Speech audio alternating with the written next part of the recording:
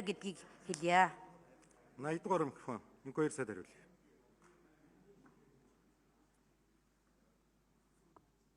За бэлэг гишүүний асуултанд хариулъя. Газрын харилцааны бодлогыг нэгдсэн бодлого арга зүйгээр одоо удирдах ёстой гэдэг бэлэг гишүүний зарчмын байр суурийг бол дэмжиж талархан хүлээж авч байгаа. Манай улс 1992 онд үндсүүлээ батлахдаа газрыг Монгол улсын иргэнд өмчлүүлж болно гэдэг харилцааг зохицуулсан. 2002 онд газар өмчлөлийн хуулийг бол баталсан. 1996 онд бол орон сууцаа өмчлүүлсэн. Өнөөдрийн байдлаар 1 сая орчим орон сууц улсын бүртгэл бүртгэгдсэн байна. 1 сая орчим газар өмчлөх, эзэмших, ашиглах эрх улсын бүртгэл бүртгэгдсэн байна. Эдгээр бүртгэлүүд тус тусдаа өөр одоо яамд сайдын эрхлэх асуудлын хүрээнд зохицуулагдсан байна. Манай улс бас нүүдэлчин уламжлал иргэншил соёлын түүхтэй. Тэр утгаараа одоо газар дээр гэрээ бариад дуртай үедээ гэрээ буулгаад нүгэ явцдаг. Тэр газар ба газар дээрх одоо үл хөдлөрөнг харилцааны уламжлалт суурь одоо ойлголт бол их багатай байсан. Энэ хүрээндээ ч гэсэн газар ба орон сууцаа тус тусад бүртгэж явжээ. Одоо бол энэ бол боломжгүй болсон. Тухайлбал өнөөдрийн байдлаар нийтийн орон сууцнд үл хөдлөх хөрөнгө буюу орон сууц худалдаж авж байгаа иргэн тэр доорх өөрт ногдох хуваарьт газраа эзэмшихгүй байгаа. Тухайн орон сууц нь одоо газар хөдлөлтөнд өртүүл яах вэ? Гамшиг осол гал төмөр гаруул яах вэ? Хуучирч хэлэгдээд модуул яах вэ? Бүх амьдралынхаа туршид зээл аваад ирээдүйн амьдралаа одоо барьцаалаад орон сууцтай болж байна иргэд маань. Тэр хөрөнгийг баталгаатай хөрөнгө болгож бүртгэж баталгаажуулах эрх зүйн орчныг хийх шаардлага бол байгаа.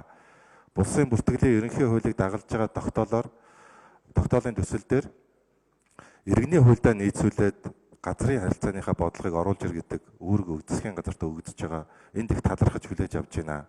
Яагаад тэгэхээр таны хэлсэнчлэн тусгай хамгаалалттай газар, байгаль орчны яам, бэлчээрийн газар нь хөдөө аж ахуй яам, уул уурхайн лиценз нь уул уурхайн яам, эрхийн бүртгэл нь одоо хууль зүйн дотоод хэргийн яам гэдэг ингээд маш олон салангад байдлаар энэ одоо бүртгэл мэдээлэл нь өөрөө явдаг. Энээс улбаасан давхцал, зөрчил одоо маш их иргэдийг эрсдэлд оруулсан, бухимдуулсан. Одоо энэний цаана бас авилга нуугдсан ийм асуудлууд одоо ингэж даймжирчээ. Энийг бид одоо хууль эрх зүйн орчноороо дамжуулж нэгдэж зохион байгуулнаа. Улсын их хурлын тогтоолын төсөлд энэ асуудлыг засгийн газарт улсын их хурлын намрын чуулганд оруулж шийдвүлээ гэдэг үүрэг өгдөж байгаа.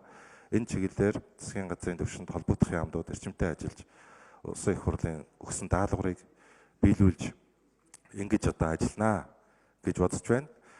За ер нь бол одоо энэ хуулийг дагалдаад бас нэг зарчмын асуудал орж ирж байгаа нь цаашдаа үл хөд хөрөнгийн гэрчлэгийг хуурамчаар үйлдэж иргэдийг заллим эхэлдэг энэ гэмт хэрэг байхгүй болно. Залливчд бол одоо энэ хууль батлагдсанаар уучлаарай дахиж ийм одоо гэмт хэрэг хийх боломжгүй болно. Яагаад тэгэхээр газар ба үл хөдлөх хөрөнгийг эзэмшиж ашиглаж өмчилж байгаа барьцаалсан байгаа талаарх бүх мэдээллийг ил тод болгож байгаа.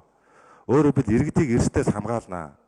Ямар нэгэн байдлаар иргэд одоо нэг гэрчлэгээ барьчаад хуурамч үнэ эсэх нь мэдэгдэхгүй зарах гээд байгаа, барьцаалах гээд байгаа ийм асуудал байх юм бол нээлттэй мэдээллийн санд ороод үнэхээр тэр хүний нэр дээр байна уугүй юу? Барьцаалагдсан байна уугүй юу? Бусад одоо банк санхүүгийн байгууллагад барьцаалагдсан байна уугүй гэдэг мэдээллийг нээлттэй авах боломжтой болж байна. Энэ хэрээрээ иргэдээ бид эрсдээс хамгаалах боломжтой боллоо.